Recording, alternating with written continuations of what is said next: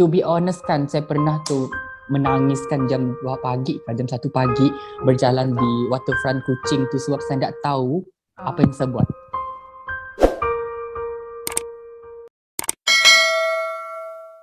Hello guys, welcome back to my YouTube channel. Jadi terima kasih kepada yang klik ini video. Jadi kalau kamu sudah klik ini video kan alang-alang kamu tinggal sampai habis.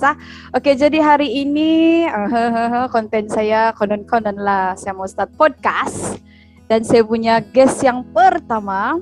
Oke, saya undang. Undang betul. Dia dari sekarang kau berada di Kuching Sarawak kan? Ya, di Kuching. Ya, di Kuching. Jadi hari ini saya mau bercerita santai dengan kawan saya yang berada di Kuching Sarawak. Dia merupakan seorang wartawan bekerja di bawah Awani dengan Borneo Channel. Jadi please welcome Nujul. Sawadikap. Kunsa Baidi Mai. Kunsa Baidi Mai. Daripada cakap talent nih guys.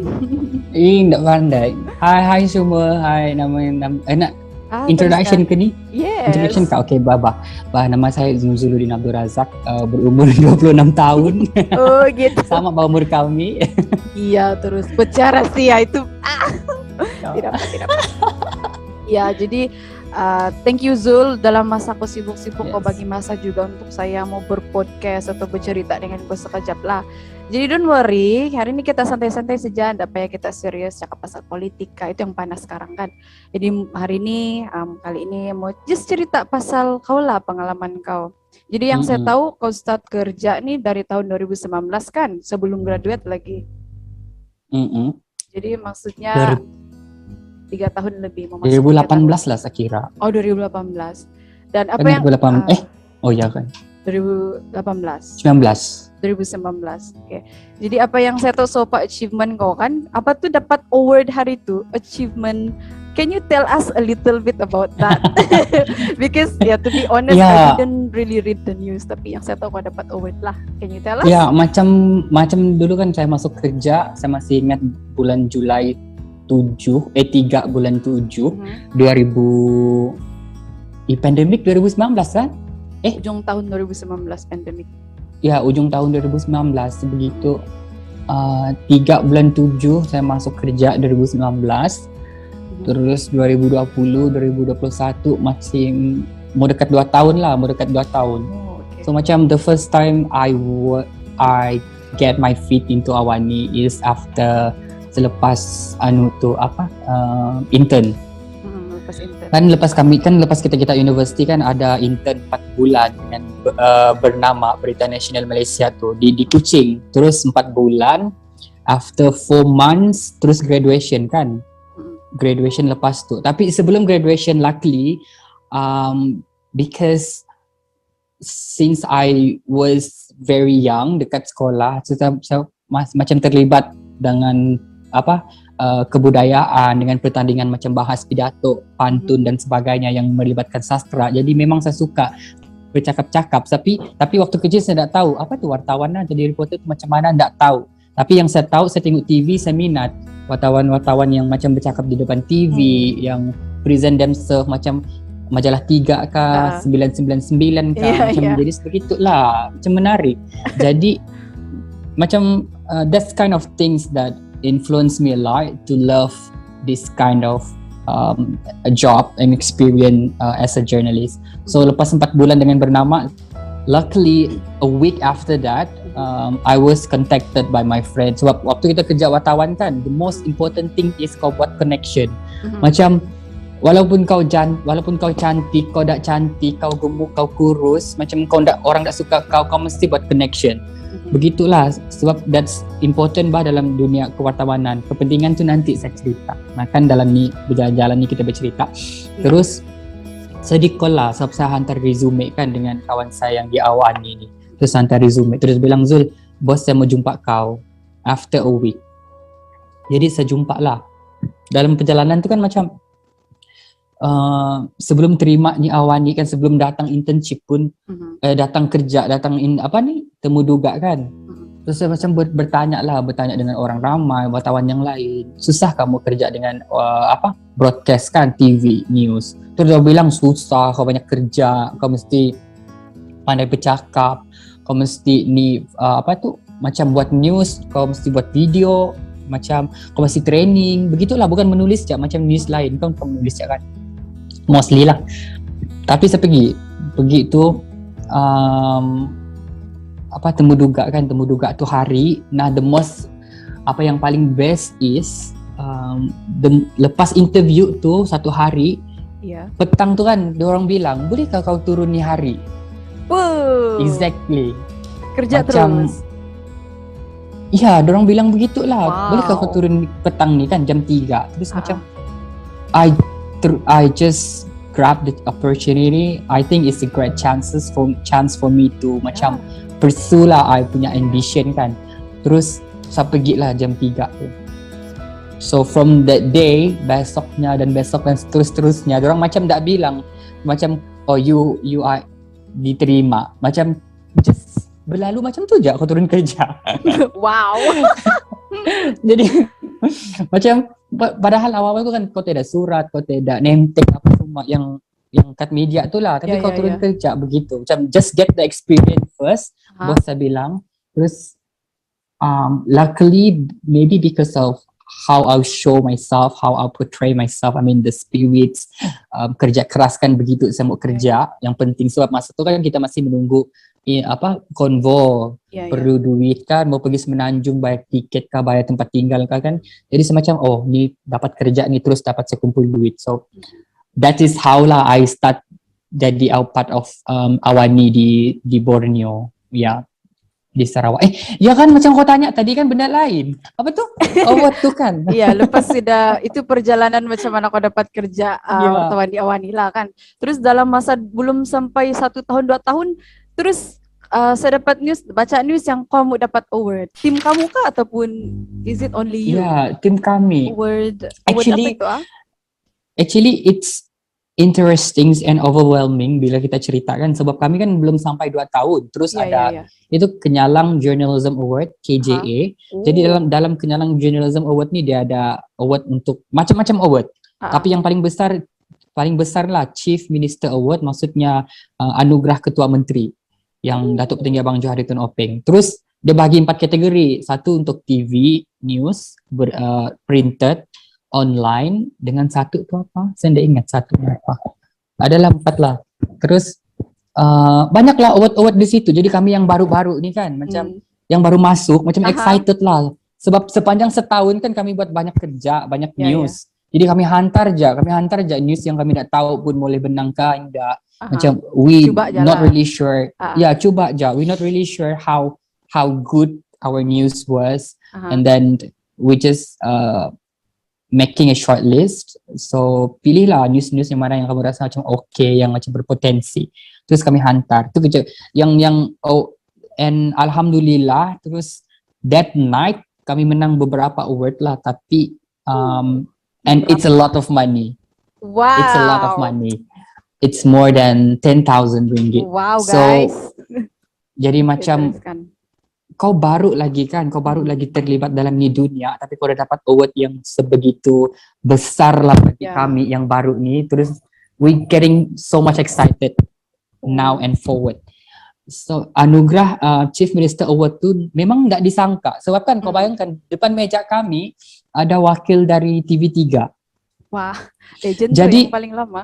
Ya, yang paling lama lah kiranya. Macam TV3 kan mesti story diorang hebat-hebat. Sebab diorang pun orang lama. Duduk semeja dengan kami, sepanjang award tu diorang je dipanggil. Macam dapat anugerah ni, silver, gold, silver, bronze. Macam diorang yang banyak lah. Di meja diorang, kalau saya boleh kasih tahu, macam banyak piala, banyak sijil. Macam, terus saya tanya dengan kawan saya di sebelah. Saya tanya lah dengan kawan saya sebelah, apa juga kita datang ni kena jemput. Macam penonton sejalan. Macam penonton, tapi yang dijemput tu memang yang dapat anugerah lah. Terus kami fikir, apa juga anugerah kita ni macam tidak. Lepas tu lah diorang announce yang first award kan, yang last kali tu Chief Minister Award. Terus dia bilang this is award for broadcast news. Terus kami berdua kan di sebelah-sebelah kan kawan.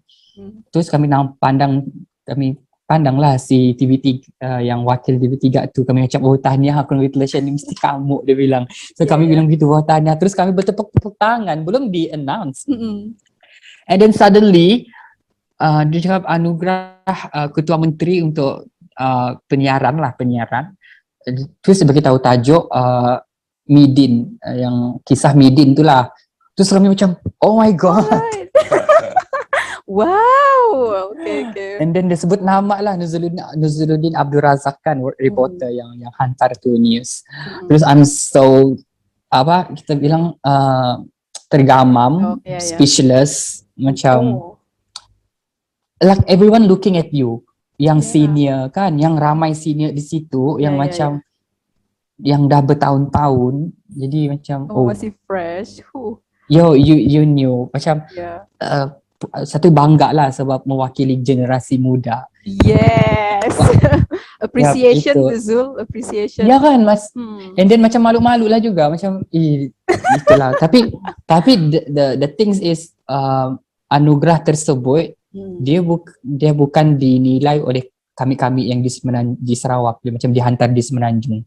Jadi yang mereka yang di Semenanjung lah yang menengok kami punya video, yang juri yang kasih markah begitu. Jadi it's the one of the most memorable experience lah dalam setahun lebih, ya begitu. So award itu memang kami kongsi, memang kami buat bersama di daripada Awani Sarawak dulu sebelum kami bertukar jadi Awani Borneo. Memang kami cameraman. Tapi kan kami kok yang menariknya kan, padahal story yang pasal Midin tu yang kami menang tu, kami macam buduh-buduh je, macam mana? Buduh-buduh je.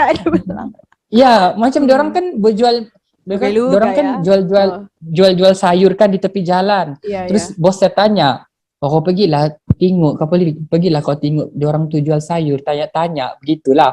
Terus saya pun macam, jalan-jalan lah kami, pusing-pusing, pergi cari tu orang, tidak. Lepas tu kami cari, terus ada orang kasih tahu, rumah diorang di sini, di tepi masjid tu. Terus kami pun pergi, terus berjumpa lah, bercakap-cakap. Memang, to be honest kan, diorang punya rumah sangat-sangat teruk, dia ada anak ramai, dia ada cucu, terus ada suami isteri lah. Rumah diorang kan rumah yang dipinjamkan, rumah wakaf. Kau tahu rumah wakaf? Enggak, rumah yang dipinjamkan means? Ya, rumah yang macam itu tanah kami, terus kau buatlah rumah di situ, begitulah. Diorang macam dikasih simpati lah, tinggal di tempat tanah tu. Jadi rumah diorang macam ada dinding, tapi kau boleh nampak diorang tidur di dalam, berlubang-lubang begitu. Terus macam hari mungkin lepas tu macam hujan pun masuk. Terus diorang jual sayur midin tu je. Kau tahu kat sayur midin? Tidak, saya kan nama orang tu. Macam paku pakis bah, begitu. Okay. Macam tu diorang. Diorang jual benda tu lah, RM2 satu ikat kan. Macam tak cukup lah sebab dia ada anak mau sekolah. Tingkatan 2 masa tu anak dia. Terus dia ada cucu, mau beli barang, mau beli makanan. Padahal waktu tu permulaan pandemik kan belum lagi susah betul. Tapi mereka sudah susah, terlalu susah. Terus kami berjumpa lah dengan NGO, dengan Jabatan Kebajikan. Terus kami berbincang macam mau buat rumah, kami kasih tahu lah masalah diorang. Alhamdulillah ada NGO yang datang lah dengan kerajaan negeri, datang untuk membantu family ni. Jadi diorang buat rumah, jadi dia kasih lah tempat teduh yang lebih baik, macam tu. So story itu kami buat dari awal sampai habis, sampai dia ada rumah baru. Wow. Begitulah. So, lama juga kan kalau begitu? Maksudnya lama? Enggak juga lama. Kebetulan macam yang NGO tu kan dia sudah start dulu daripada kami. Jadi diorang dah cari lebih awal tanah, lebih awal lah tempat-tempat lokasi macam tu. Jadi enggak juga kami menunggu sampai rumah dia siap. Kami cuma kasih tahu dia ni sudah dapat rumah begitu. Itulah cerita dia. Wow. So menyentuh juga. So ada mamak dia kasih tahu kan, dia bilang begini, saya tidak mau lah segala emas ni, segala harta saya tidak mau. Yang penting duit yang saya ada tu saya kasih dengan anak saya untuk dia belajar, biarlah dia yang jadi manusia untuk bantu kami nanti. Dia bilang begitu. Iyalah. So anak dia pernah putus asa mau berhenti sekolah sebab mau tolong dia punya mamak kan sebab tak ada duit. Terus mamak dia bilang, tak payah, kau just kau sekolah aja nanti kami yang cari duit. Begitulah.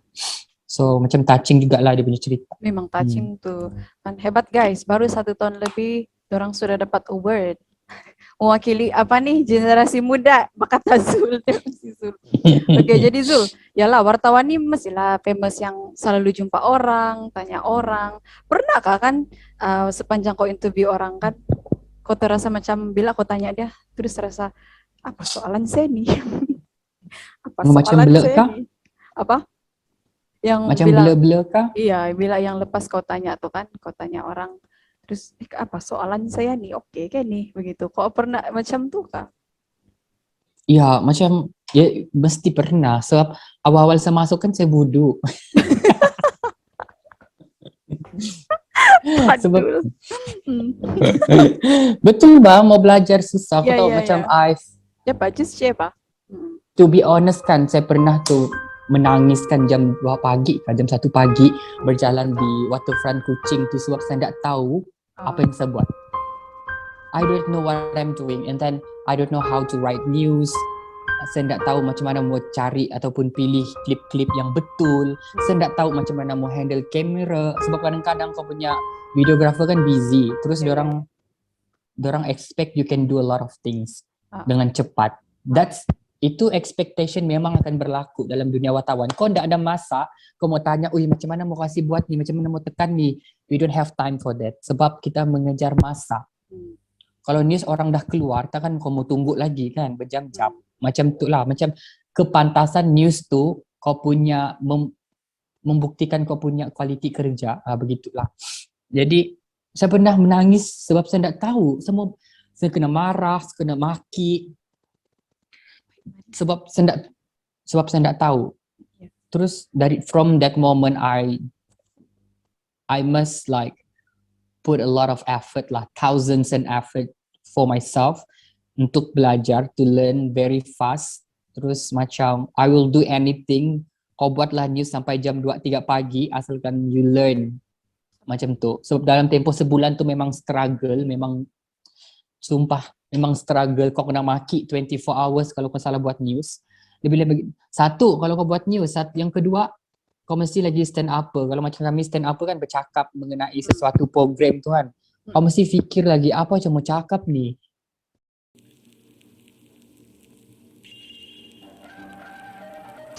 Yang permulaan lagi mula-mula kau start kan, makian sudah. Tapi so far sekarang oke, sudahlah. Pressure masih ada, tapi sekarang macam tahu sudahlah apa perlu kena buat. I think I've improved like a lot, like more than 50% lah improve dari segi penulisan, pemahaman angle. Macam kalau kau buat news, memang semua orang datang to event, program tu memang semua orang datang. Tapi macam mana kau mau main news yang betul-betul important, yang betul-betul national lah, yang orang perlu tahu.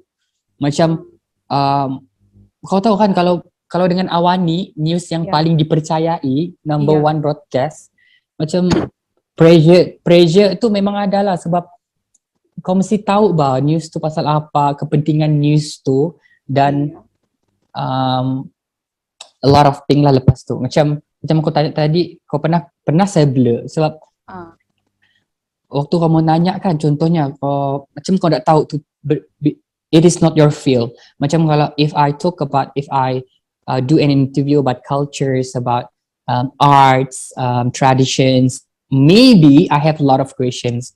But for instance, contoh kalau kau buat pasal ekonomi, kalau kau buat pasal perkembangan dalam pengurusan perhotelan, you need a lot of research. Tapi kalau kau macam interview on the spot, macam sometimes lah kita buat on the spot sebab kau tak ada masa untuk buat research, you need it. Jadi kau call, kau interview. Kadang-kadang kau blur. Tapi kalau kau blur, kalau kau tak tahu, kalau kau diam, macam it make you look stupid. Just if you don't know, kau tanya aja dengan dia balik soalan yang kau tak tahu. Macam kau bagi tahu aja, macam you just be honest to yourself supaya orang yang kau tanya, yang kau bercakap tu lah, dia tahu macam kau tak tahu. Takut dia expect you know a lot, jadi dia orang tak bercerita lah benda-benda yang dia orang rasa kau tahu. Just tell them you didn't know. buat je yang macam kau tak tahu. Jadi diorang akan explain begitu. Sebab at the same time macam kalau saya lah, at the same time kau mesti macam make orang yang kau interview itu comfortable. Macam kau bercerita dulu, bercakap dengan dia, contohnya dengan makcik-makcik kah, dengan pakcik-pakcik kah, dengan cikgu, dengan even with the minister, you make him comfortable lah dengan soalan-soalan yang fun, soalan-soalan yang macam tidak terlalu agresif. Contoh kalau kamu tanya macam makcik ni kan, kau tahu rumah dia macam contoh anak dia kena bunuh. Contohlah anak dia kena bunuh. Tapi kau mau tahu apa yang berlaku masa anak dia kena bunuh. Kau nak boleh tanya makcik di mana waktu anak makcik ni mati. Begitu, tak boleh. Sebab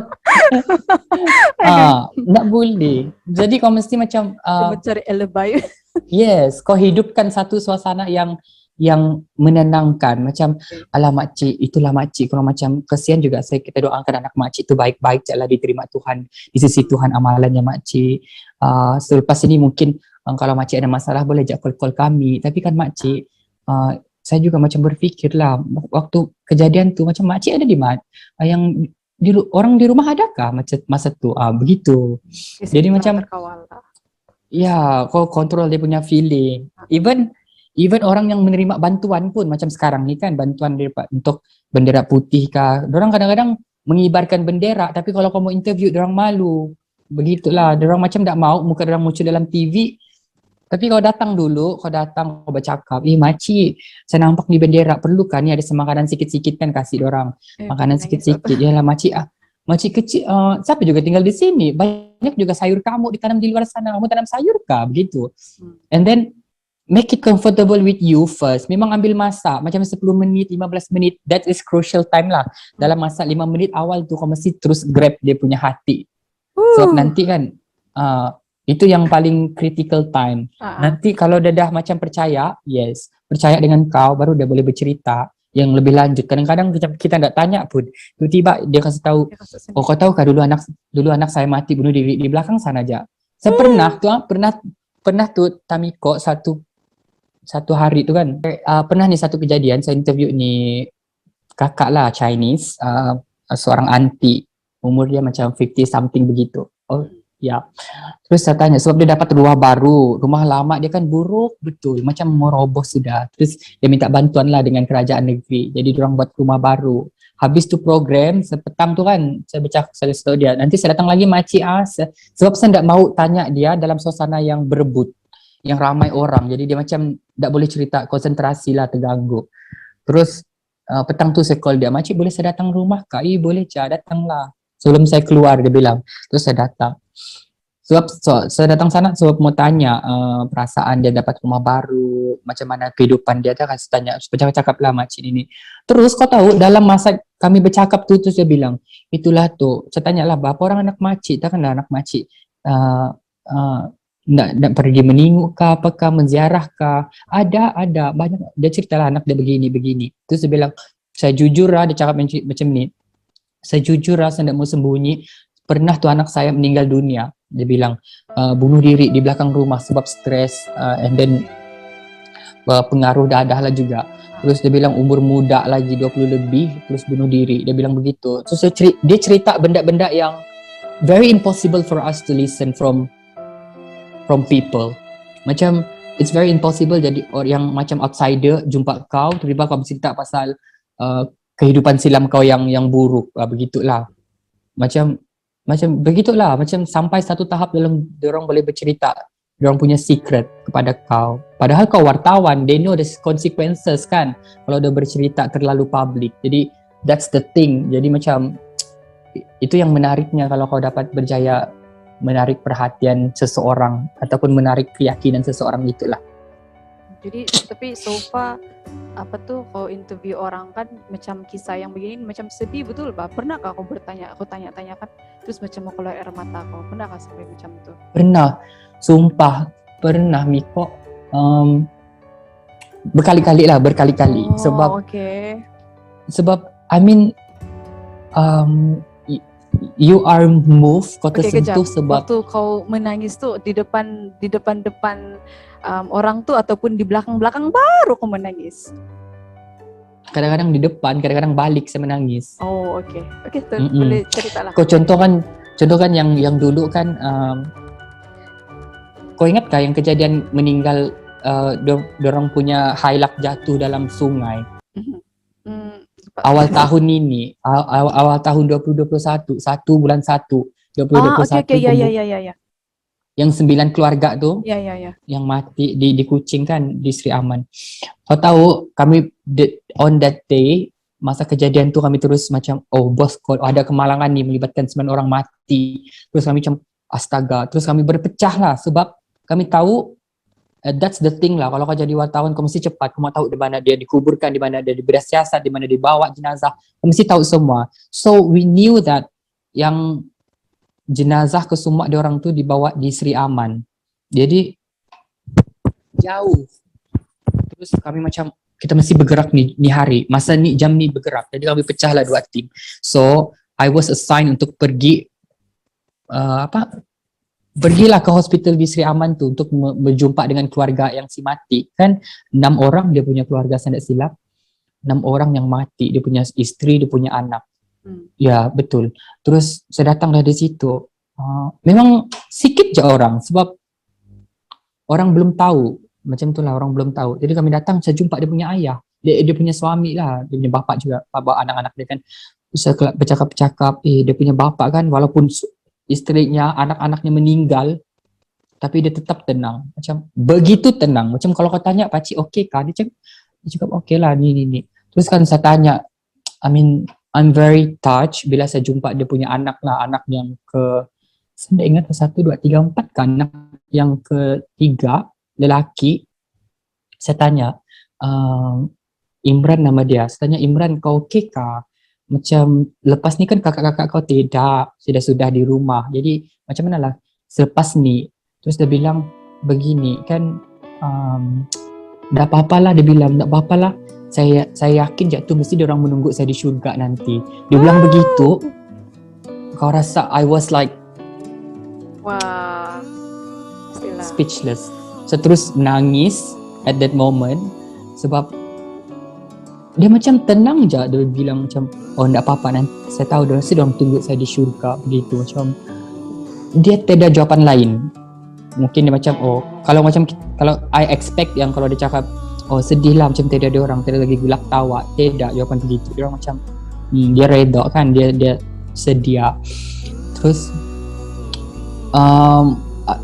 ada tu, sebab malam tu juga jam 7 kami kan live untuk news Awani Sarawak. Time tu juga si reporter, news anchor lah di studio, dia call. So live conversation. Terus dia call, dia tanya macam mana keadaan di Sri Aman, apa yang berlaku selepas pengumuman. So I was given 4 minutes untuk bercerita the whole things. But the 4 minutes saya macam mau menangis. Macam because you were there untuk bercerita, tapi macam you have to like hold your feeling very tight into yourself. Jadi macam bercerita je lah normal. Tapi lepas tu kan saya menangis di sepanjang jalan. Daripada Sri Aman tu kan driving, saya punya cameraman tu driving, terus dia diam je, saya menangis lah di tepi. Sebab if you see the whole situation, macam family tu very strong. Sebab bapak dia pun bilang kan, bapak dia bilang begini, saya tidak apa-apa, saya reda sebab saya tahu suami, isteri saya, anak-anak saya tu semua pinjaman Tuhan. Kalau dia mau ambil, bila-bila masa aja dia boleh ambil. Benda tu memang berlaku, dia bilang begitu. So semua yang hidup ni, dia bilang lah, semua yang hidup di dunia ni semua dipinjam je, bukannya kau punya, macam gitu. Begitulah. Jadi macam, jadi perkara itulah yang menenangkan dia. So and then there's a lot of actually incident yang sedih-sedih. But then itulah macam yang the same at the same time kau belajar daripada situasi itu. Macam it's open your eyes, and then dia macam membuat perubahan lah pada diri kau. Macam yes, do some, at least ada something lah yang kau dapat. Mesti ada something kan. Mana-mana aku pergi jumpa orang baru, situasi baru, mesti ada something yang new, something yang aku belajar. Oke, kalau tadi kau cerita pasal yang sedih-sedih kan, sekarang nih apa momen yang paling kau tidak dapat lupa, yang lucu lah yang pernah kau kecap, itu baru itu semua ketawa sudah. Iya, sepanjang kau bekerja kan, apa yang paling lucu? Coba cerita salah satu lah, 2, 3 kan. Banyak, saya cerita banyak. Ada satu kali tuh kalau kamu di Sarawak kan ada satu tempat nih, nama dia Bau. Bau. Oke. Oke, ya. Terpengaruh sih. Ya, oke, terus. Nama tempat tuh Bau. Jadi ya, Bau. Pak Cik itu kan kami tanya lah, Pak Cik, macam mana Pak Cik melihat perkembangan pembangunan di Bau ini untuk sekarang ini dan berbanding dulu lah Pak Cik. Terus dia bilang begini, kalau kamu tahu di Bau ini dulu, di Bau ini bukan bau macam dulu, Bau ini bau sesuatu yang harum, bukan macam bau tai.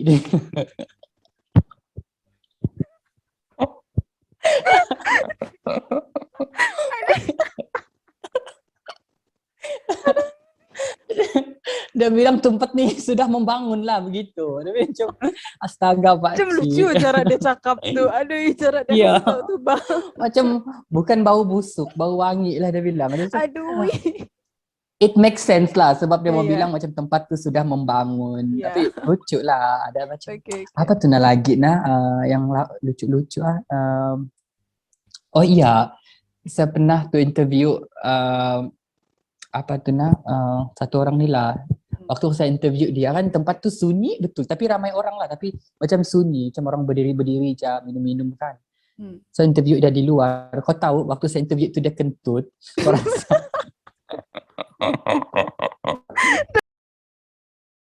oh no. Punya rasa tapi tidak hakimu. Dia nyanyi lagi.